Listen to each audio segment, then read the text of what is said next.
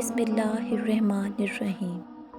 अल्लाह पाक फरमाते हैं 4 चीज़ें कभी मत छोड़ना। नंबर 1, अल्लाह का ज़िक्र ना छोड़ें, वरना आप इससे महरूम हो जाएंगे कि अल्लाह आपको याद रखे।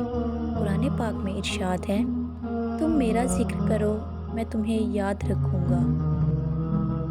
नंबर 2, शुक्र ना छोड़ें, वरना आप नेमतों में ज़्यादती और इजाफ़े से महरूम हो जाएंगे। कुरान पाक में है, अगर तुम शुक्र करोगे तो मैं तुमको मज़ीद दूंगा।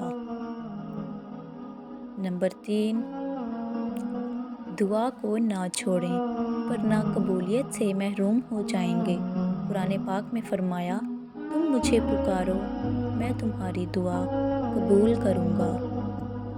नंबर 4, इस्तग़फ़ार ना छोड़ें, वरना निजात से महरूम हो जाएंगे। कुरान पाक में इरशाद है, अल्लाह इनको अज़ाब देने वाला नहीं है जब तक कि वो इस्तग़फ़ार करते हों।